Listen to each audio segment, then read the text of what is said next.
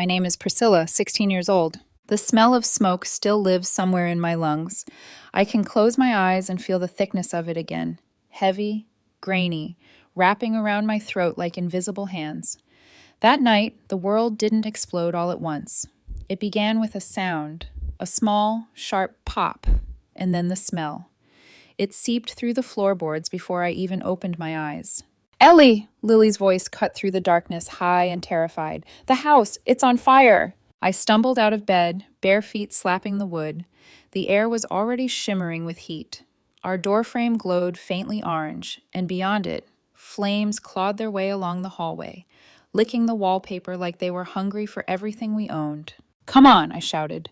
Lily was clutching her stuffed bear, trembling. I grabbed her hand and pulled. The wood burned under our soles. Smoke stung our eyes. Every breath was a fight. The fire roared louder as we moved. Cabinets cracking, glass shattering, a thunder of collapse somewhere below.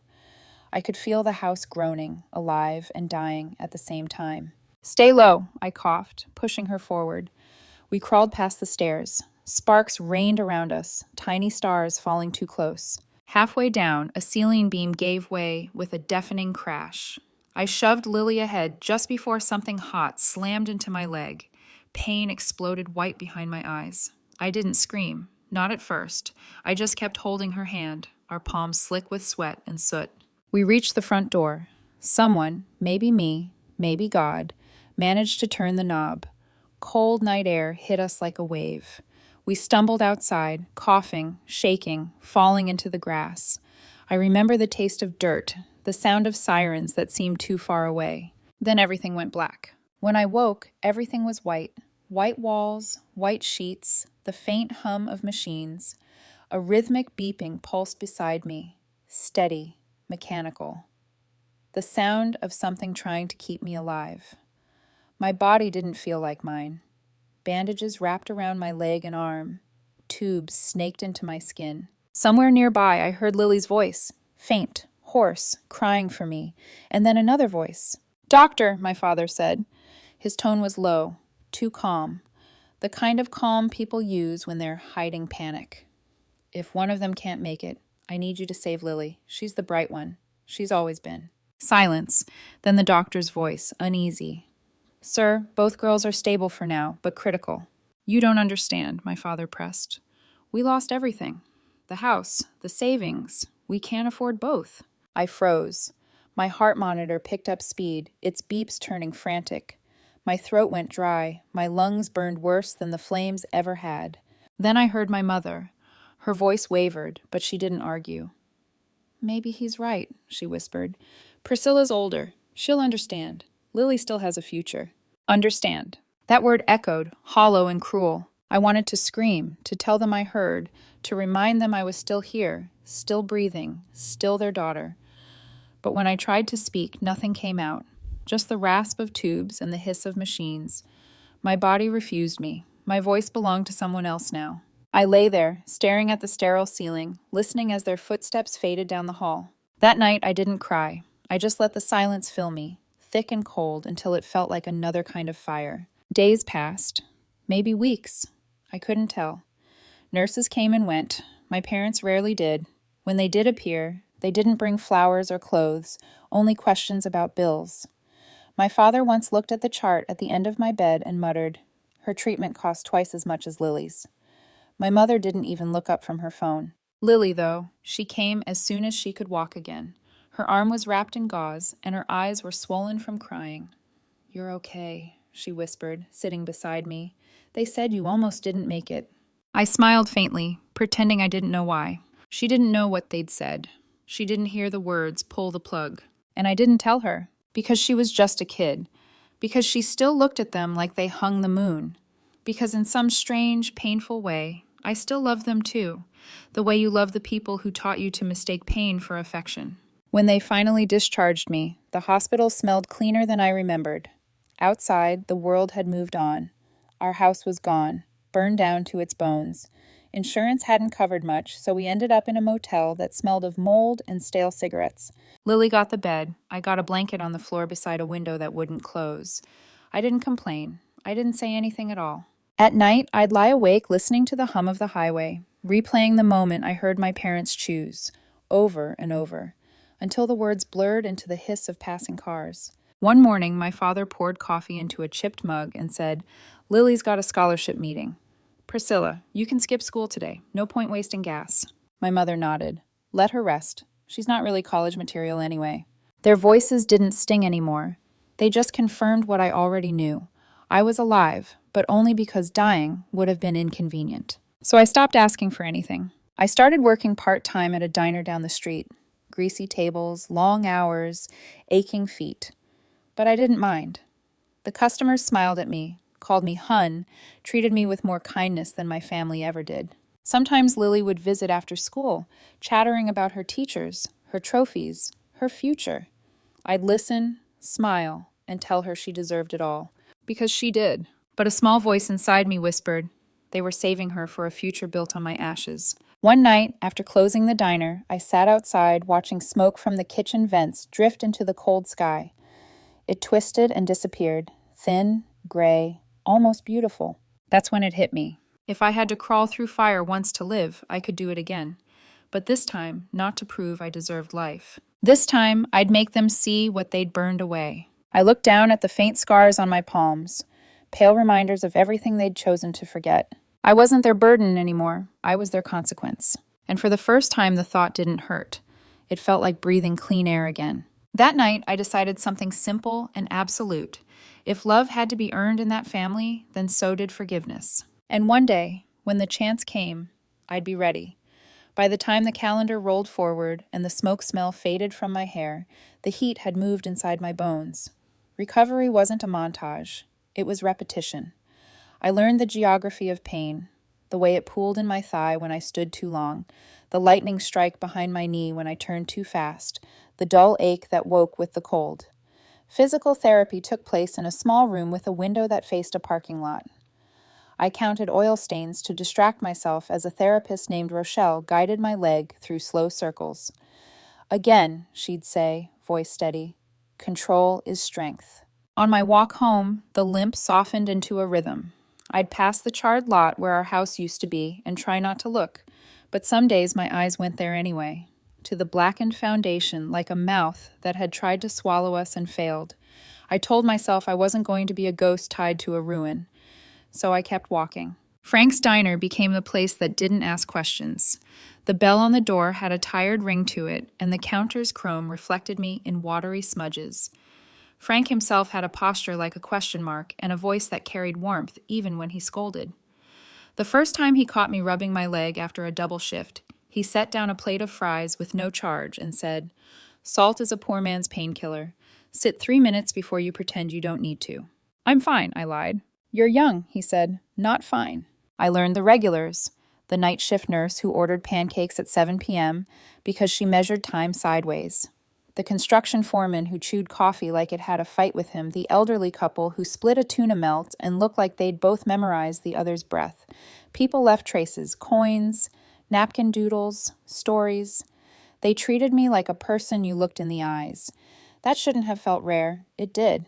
Lily visited after her study sessions, hair pulled into a loose knot, a pen always tucked behind her ear.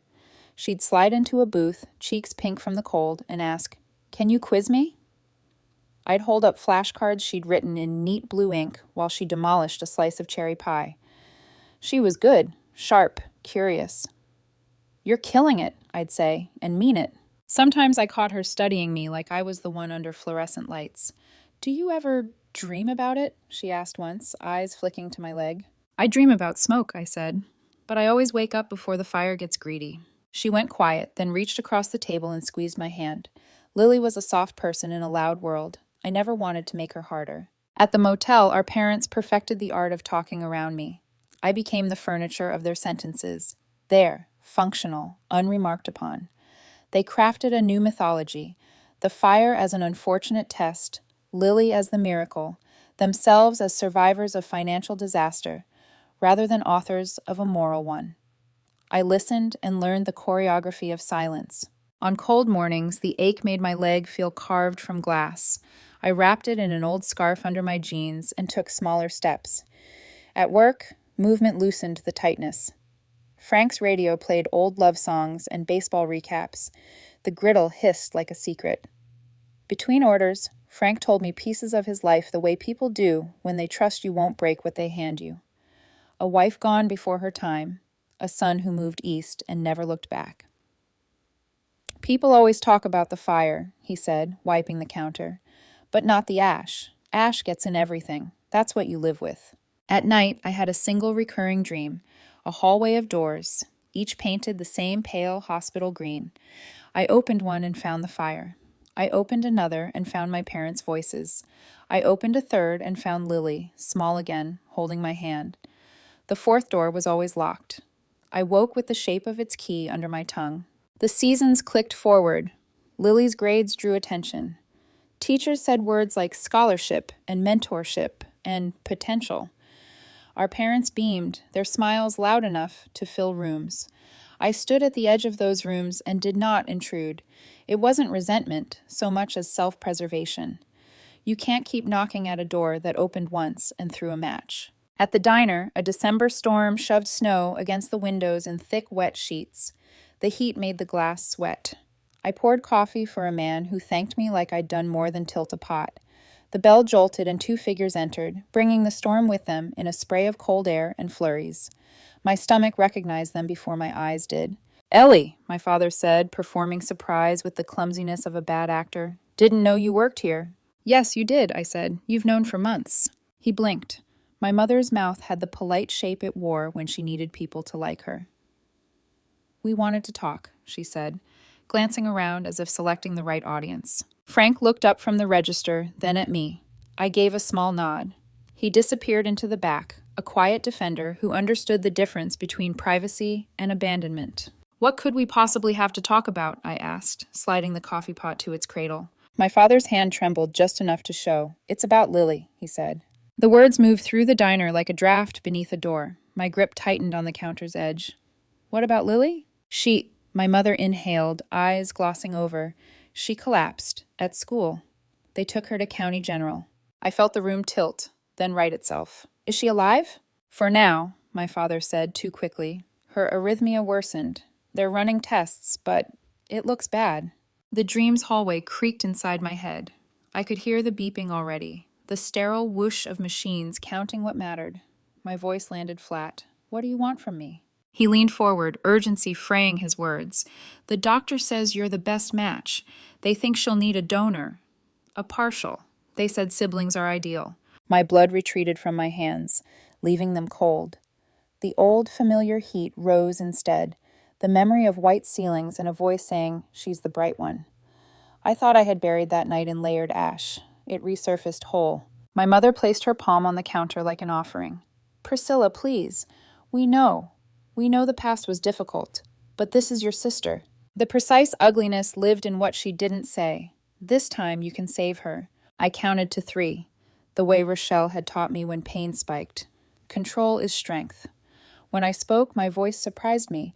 It sounded like it had learned something I hadn't noticed. "You remember the hospital after the fire?" My father's jaw twitched. "This is not—" "You told a doctor to save Lily if one of us couldn't make it," I said. "You called me older, implied weaker, and weighed us against your savings. You asked someone to pull me out of your life with a signature." My mother's tears arrived like clockwork, finally punctual. "We were terrified," she said. "We had nothing. We made mistakes." "You made a choice," I corrected, "and you asked the world to make it true." Around us, forks paused midair. A couple at the end booth pretended not to listen. The diner breathed with us. My father's hands tightened into fists on the laminate. "You're being cruel," he said, voice low. "We're talking about your sister's life." I stared at him, that last word a blade I'd already learned to hold. "You only say life when it's hers," I said. "When it was mine, you said cost." Silence folded over the counter like a shroud. Somewhere behind the swing door, the griddle hissed. A car hissed along wet streets outside. The world continued in its indifferent way. "I love Lily," I said quietly. "This conversation isn't about her. It's about the math you made out of me."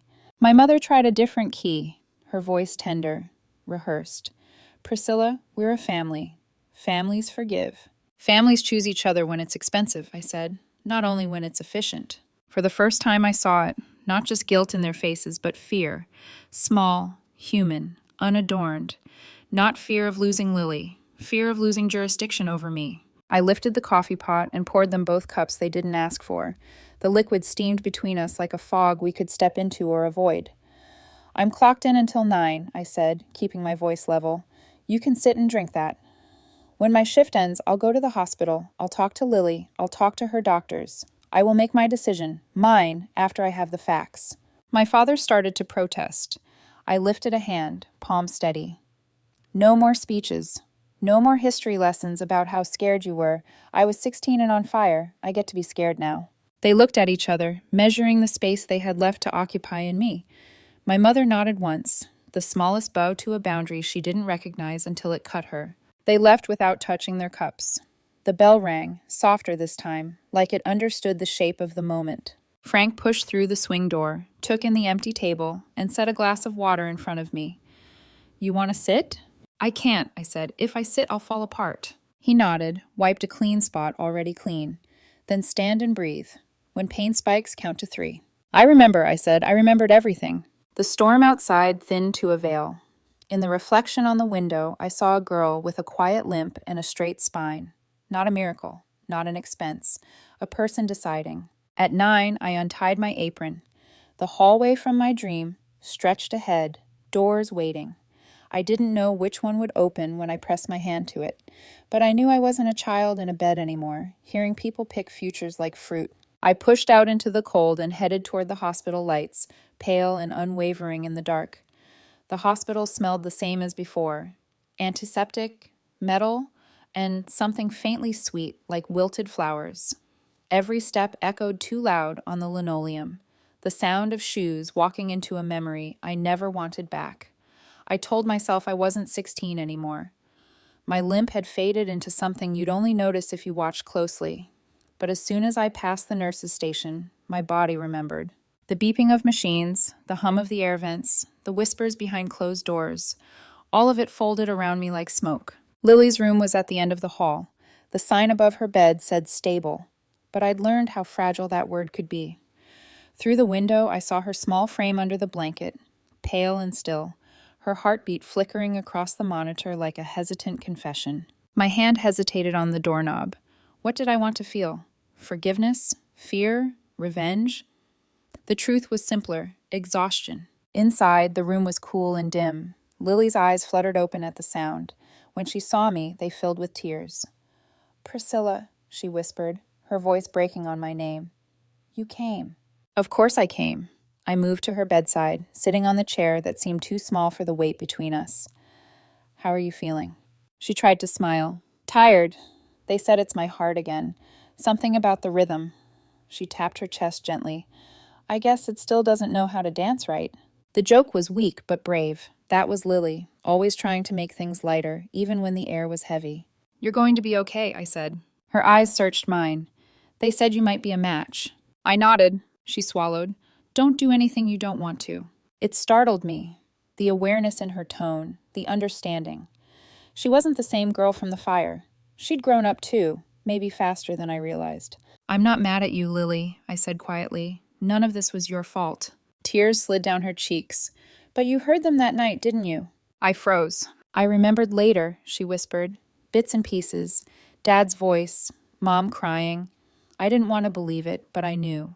That's why I stopped asking about the fire. Every time I did, they looked guilty. I reached out, brushed her hair back. You were a child. So were you, she said. Her words hit somewhere deep, like a match relit. The door opened softly behind us. Our parents stepped in, their faces wearing the same mixture of grief and calculation. My mother clutched her purse like it could anchor her. My father's tie was crooked. For the first time, they looked small. Priscilla, Dad began, cautious. We're grateful you came. Don't thank me yet, I said. Mom's voice trembled. We all said things we didn't mean back then. No, I said, meeting her eyes. You said things you did mean. You meant every word that night. You just didn't think I'd live to remember them.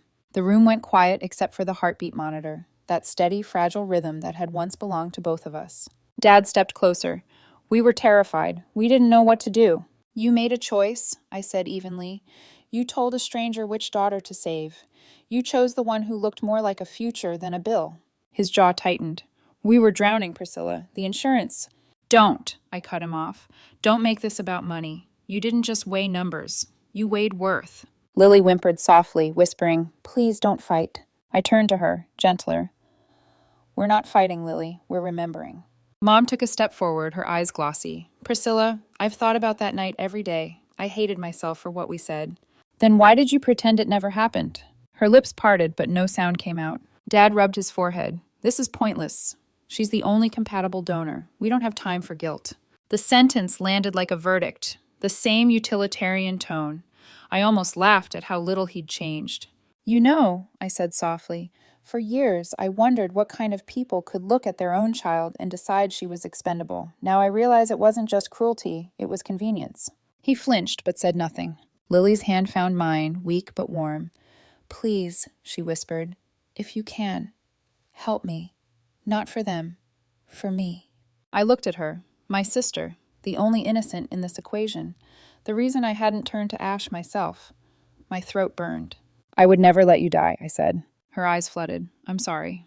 "I know," I whispered. "Me too." Hours later, I stood alone in the hospital corridor, looking out through the long glass window.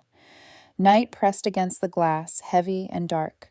Down the hall, I could see my parents sitting in the waiting area, their silhouettes still and uncertain. The doctor had explained the options. Lily needed a partial transplant soon, but there was another donor being evaluated, a distant cousin. It might work, it might not. I leaned my head against the cold wall.